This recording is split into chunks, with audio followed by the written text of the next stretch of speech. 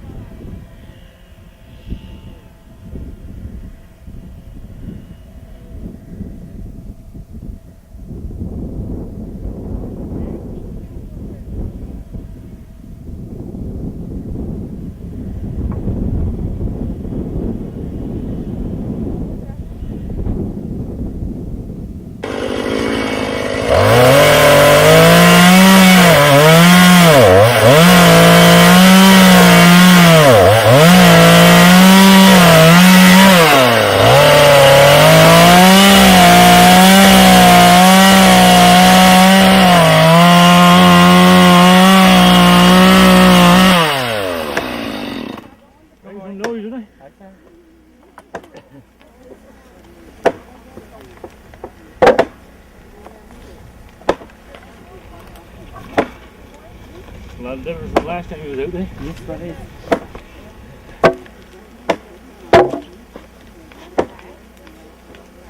So everything's going with the trail now? Great, we're coming along and hopefully we'll be to the beach within the next 3 weeks since we got that extension. Oh, perfect. You got the extension, did you? Mhm. So, but how far along are you now?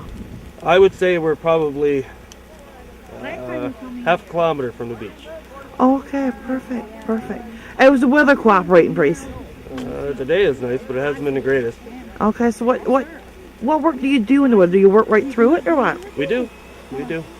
Okay. Weather can't stop us, we got to get it done, so everybody's been great and they don't mind working in the rain and the fog, so we're getting it done. Okay, perfect.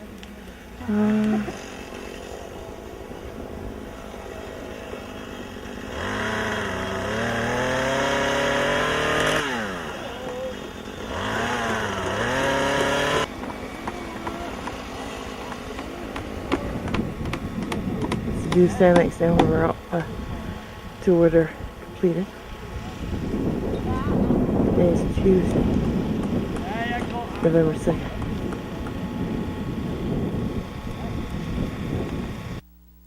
I also went to visit the knitters to find out how they are doing. We made our picture took a lot. I say.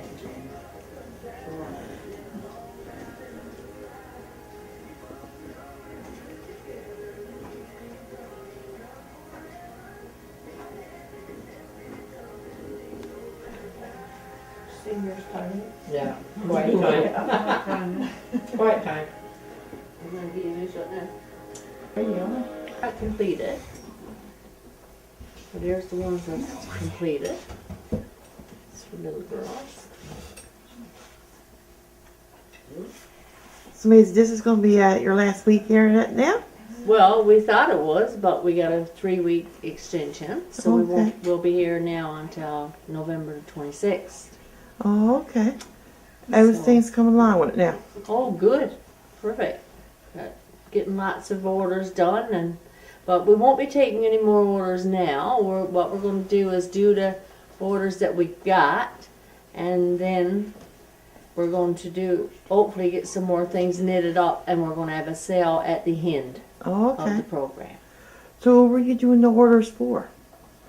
Well, mostly local people around Okay. town, right? Okay, so you've been selling off most of your Yeah. stuff, have you? Yeah, well, we've sold most everything, like, that we've had done. And so, like I said, we'll just wait now and try to get some more things done up. Like, because most people are going, like, wants the hats and things like that. Okay. And but no, I assume a lot of it will be going out of town. They're buying it, like, for Christmas gifts and family away, right? Okay. So, anyway. Last time I was there, you was talking about the drone knitting or something? Thrum knitting, yeah. Well, I'm doing a pair of slippers right now. This is the sole of the slippers. And Okay. that's the inside. That's the thrums, right? Just rolls them out and you knit them in. So you just rolls them. I'll show you the bag of thrums. There, see?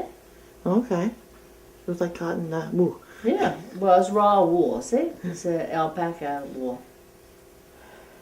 That's the raw wool.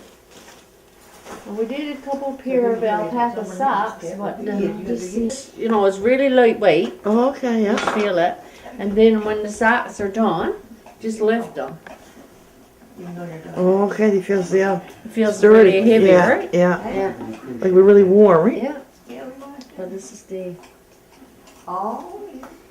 We did a couple pairs of ladies ones too, but they're already sold, right? Okay. But anyway, this is a pair of men's, right? But it's really nice stuff, but it takes like 2 weeks to knit a pair of socks. Okay. Because it's so fine. Okay, It's yeah. really small wool, right? And it's really... Council is pleased with the extra $42,000 they have received, and the other workers will have 14 weeks of insurable earnings. On Wednesday night, the public library held a get-together to celebrate 75 years. Pictures of the past were on display. A lunch was provided. Mrs. Mildred Tucker, a library board member, cut the cake.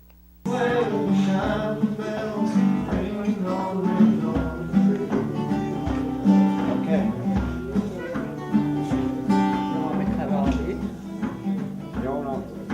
Derek Mercer and Tom Cutler did a bit of entertaining. Swimming out to sea, swimming down by the opera house, that lady.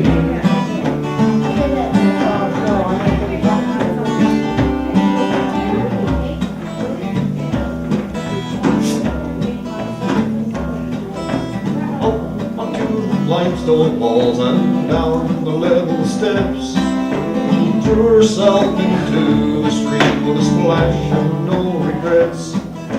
Side stroke, swimming midstream, throwing kisses to the crowd.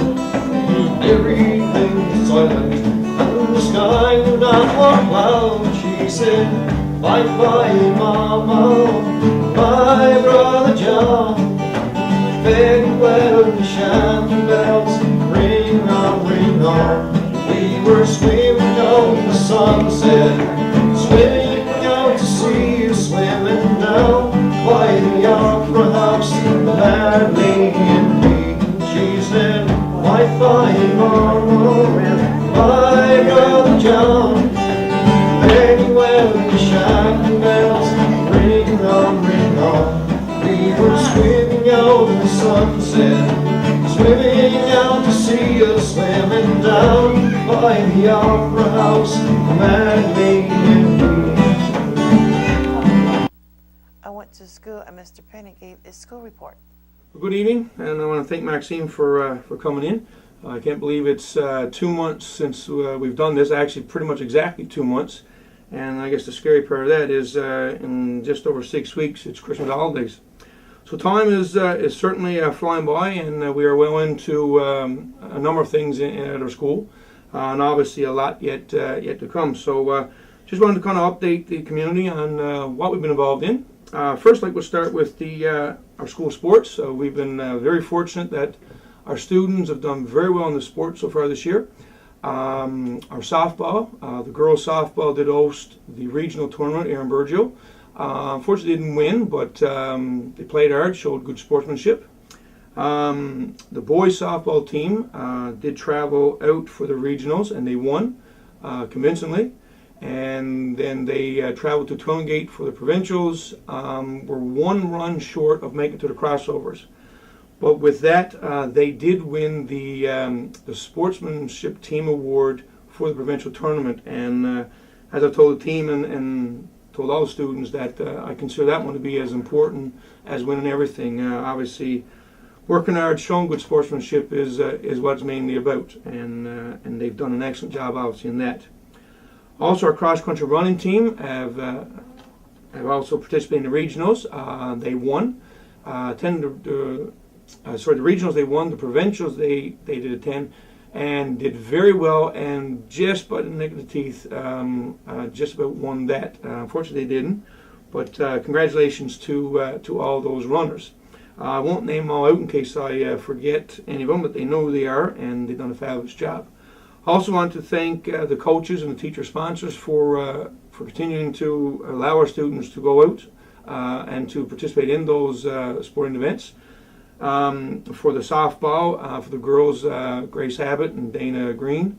For the boys, Chris Byrne. Cross-country running was Megan Cooper, Tom Cutler, and Trish Clough. So without them, this certainly wouldn't be possible, and I know our kids certainly appreciate that as well. The other sports, our basketball is into effect right now. Volleyball started. Floor hockey just started. So things are very busy on the sporting front, along with morning exercises, some after-school sports, dinner time sports. So kids there again are very active. The other thing I want to mention, the first year we've done this, and I did mention, I believe, in the interview in early September, is that this year we have a program called the FAST program. FAST stands for Family and Schools Together. We have 8 families involved, and I've got to say that we've had 2 meetings, and it's been absolutely fabulous. Everyone seemed to enjoy themselves. We hope that in the future, it's an 8-week program that will go in. This year it was the last Monday in October, and it will go on until the second week in December. And the way it looks right now is that we want to continue that every year. So I want people to start asking questions, to find out what families are involved, contact the school. Students involved in it, what we call Fast Child. I won't get into a big explanation on that, but the Fast Child as the ages 4 to 9 to be involved in the program. So in the future, beginning of each year, I strongly encourage families with children that age to get involved. Like I said, find some information for it. It is going to be a fabulous, fabulous program. And also I want to thank, we have a lot of volunteers. We have 7 members of a committee that's running that. Volunteers from our HELP program, some of our kids in schools helping out. And without those people, this program would not go ahead. So a big thank you to them. Also, the HELP committee has received funding for this. Somewhere in the neighborhood of around $5,000, I believe I'm correct in saying that, which is coming through Western Health, some of the Western Health organizations. And the thing is, it seems like that would go ahead each year if we're successful. So, again, a big thank you to those who's putting the time in, and for the groups that send and give us the money for it. At the present time, we do not have a CIS worker yet, but 2 or 3 days ago I did get an email that the funding has just been approved. It's actually been approved verbally, but not on paper, and it's on BBS right now, that the job advertisement. So I'd ask that if you meet the requirements, please get involved.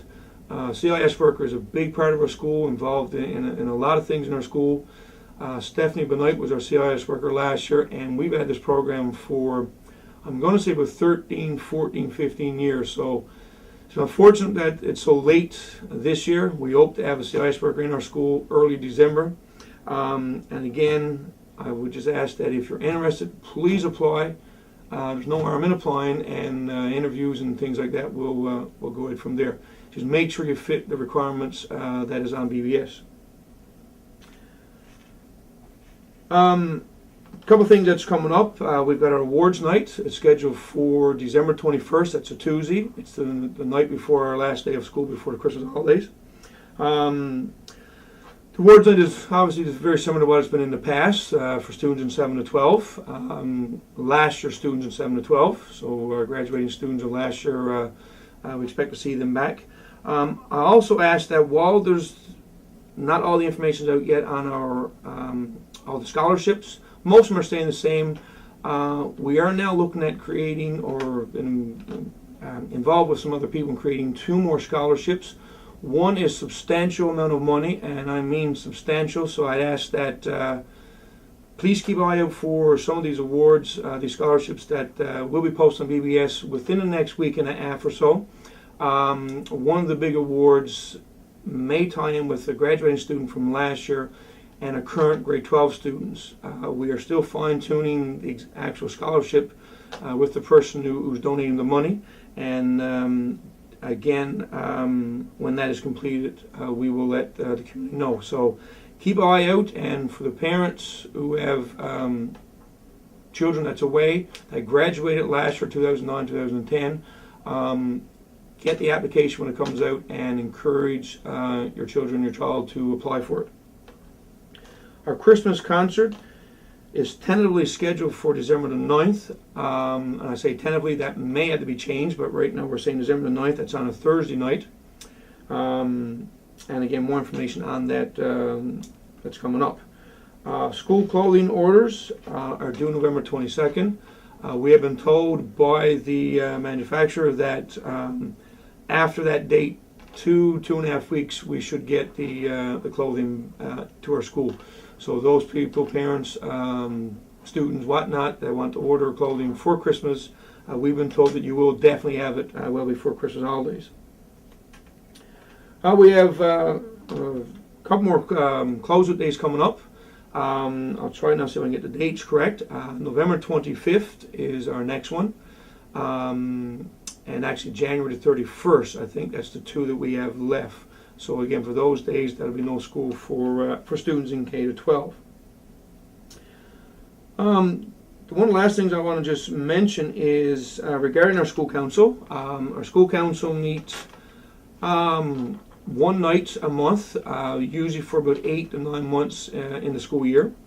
Right now we have a full group, but I want to certainly encourage the community to get involved. There are community members, there's parent members, there's teachers, there's students that's involved in it. I'll give you the names in a second, but next year there's 3 or 4 of those members that have their time, I guess their years are used up, and I strongly encourage parents, community members to get involved. You want to be part of our school council, contact us for more information. I will provide more information as we get closer into June and certainly into September of next year. But it is an important aspect of our school, and the meetings run for about an hour to about an hour and 15, 20 minutes, and again, one night a month for about 8 months.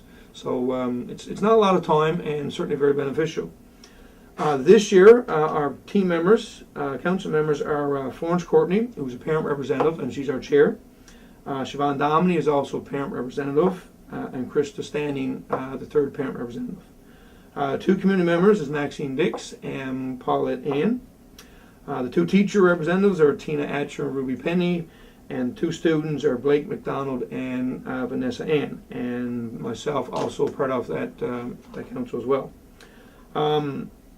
A couple of things have come up with parents and with the council in our last meeting about fundraising. And right now, for the school purpose only, we have 2 lots of fundraising. We sell bingo cards on 3 occasions throughout the year. And in the past couple of years, we've had some recycling, and we've had some recycling blitzes. We usually, on average, get about $7,000 from that fundraising. Before I talk about where that money goes to, I just want to explain to everyone that right now there's no school fees. About 3 years ago, the government came out and they banned it, school fees. So parents, they got kids in school now, they know that. And that's a big relief for them, and I agree with it. What the government does now is that they give us a set amount of money per child, and that money goes towards photocopying, whiteboard markers, erasers for whiteboards, construction paper, paints, paintbrushes, and there's a whole list of things that I won't list out right now. And to be honest, that money per child barely covers the essentials for that. I'll just take photocopying for example. We have to pay for every piece of paper coming to our school, and we have to pay for every copy. My understanding is that every paper plus the photocopying is about 1.5 cents. And if you kind of look at 10 months of school, all the photocopying that goes ahead at our school, it's enormous, and that takes about around 30 to 40% of our budget, and not including all the other classroom stuff and everything else. So the fundraising is very important, and $7,000 is not a lot of money. When the school was built, we were provided with computers into the computer lab. Outside of that, right now we have computers in every classroom. Some are not at the quality that they should be, but right now, and the ones that went into those classrooms outside the computer lab, along with monitors, we had to purchase. It doesn't come from the government. It doesn't come from the school board. They can help cost share, or what they do is they buy in bulk to get a cheaper price for us. But we've spent a lot of money over the past 6-7 years on computers. This year, right now, we've purchased a smart board, about $4,000. And that's a piece of technology that's like a whiteboard, but it's connected to the internet, and all kinds of things can happen with the smart board. We have purchased, I think 2 years ago, 3 monitors, which were around $1,200. The end of last year, we purchased dishes, and actually the funding from this year will go to pay for that, but we purchased a set of dishes to serve 125 people for our home economics room. That came to about $1,500. Other kinds of stuff, I mean, everyday items that we use that's not covered by our budget is also used, and again, the list goes on. So I just want to let everyone know the amount of money that we take in for fundraising, and basically what happens with that money. So when we have kids go out to sporting events that have to travel, we require them to pay $10 a trip. And I've had some parents who had concerns with that and whatnot, and I understand it. But I also want to make sure everyone understands that if we don't get a little bit of that money, we run out of money, and therefore we got to go back to try to do other fundraising, which requires kids doing more. But the way it works right now is that we kind of work out even throughout the year. So just want to update everyone on that. And, by all means, as I say at the end of every interview, if there's concerns on anything in our school, parents, community, whatnot, please give us a shout. My door is usually open. You can give us a call, and I'll certainly explain as best I can about whatever you like to find out. So, do so if need be. And on that note, I'm sure I have forgotten some things, but those were the main things I want to mention.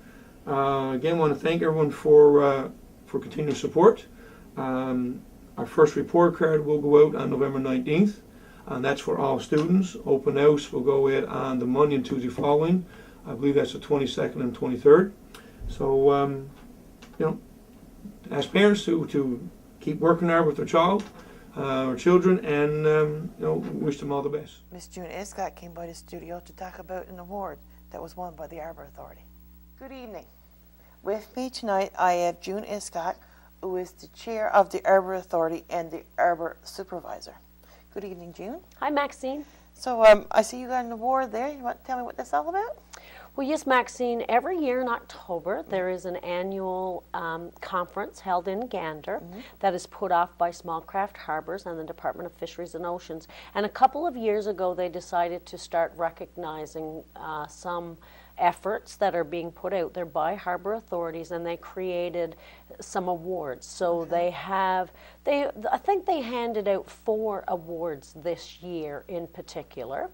And we were very pleased to hear. I just heard, a day or two before I went, they were just making sure someone from the Harbor Authority of Burgea was going to be there. We heard that we had received the Environmental Stewardship Award. Okay, good. Perfect. So what's the criteria for that one, June? Well, what happens is people put your name in. Now, I think, we could have nominated ourselves or nominated someone, but my understanding is that our programmed officer, who has been very supportive of the Harbor Authority in Burgea, her name is Alma Taylor. She comes down a few times a year. She put our name in because of the environmental stewardship we've been carrying out. Maybe, there's a lot of BBS viewers out there that know what the Harbor Authority is all about. We try to service the fishing industry. We have fees for berthage and upland storage in the wintertime. People take their boats out of water. We also, in the shop down there, we sell certain items, and, it is really a not-for-profit business that we're running. So since I've been there for the past 4 to 5 years, I say 4 to 5 because in the beginning I was just supposed to be there working out of the office, but of course eventually I got volunteering on the board, and here just lately have been employed by Harbor Authority on a part-time basis to do the season with them. So we were undertaking some improvements, and the way that the Harbor Authority is able to access some money is we talk to the programmed officer about improvements we'd like to make, and she puts it in her budget, and hopefully we get some money. So you did come down and do an interview with us and saw that we had improved our facility.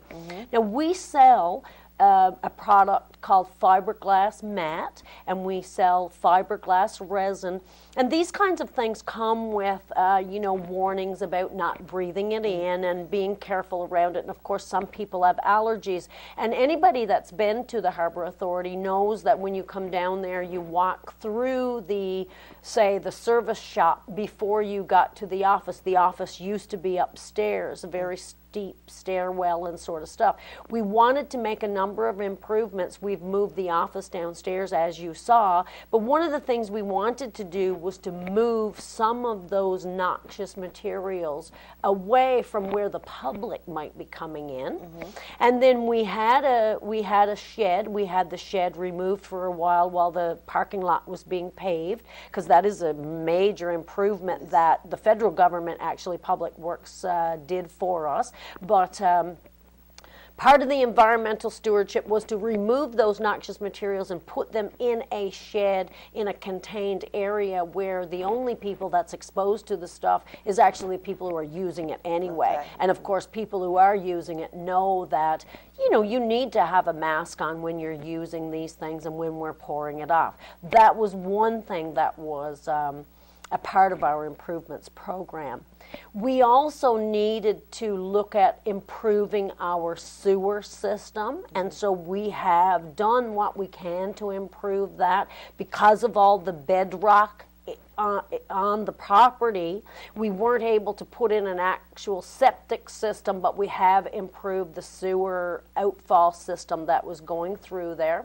One of the other things that we've done, and of course it's because of my experience with Ocean Net in the past with a Trash Ashore program, is just encouraging everybody, whether they're working in the fishing industry or our recreational boaters, but anybody who's out on the water, is to bring your garbage ashore. If you take a lunch out with you, or you're using oil to put in your gas, if you need to do those things, to please bring those things back into shore and dispose of them properly. And so, no, Maxine, that is kind of a mantra of mine, and I try to encourage that. But we've been doing that through the Harbor Authority, encouraging people to not throw their used oil in the ocean or dump it in their backyards or wherever they find to dump it. Actually, I've found used oil out in containers out on our ferry terminal that people have just disposed of there, and have brought it to the attention of the town manager, and he has, you know, been able to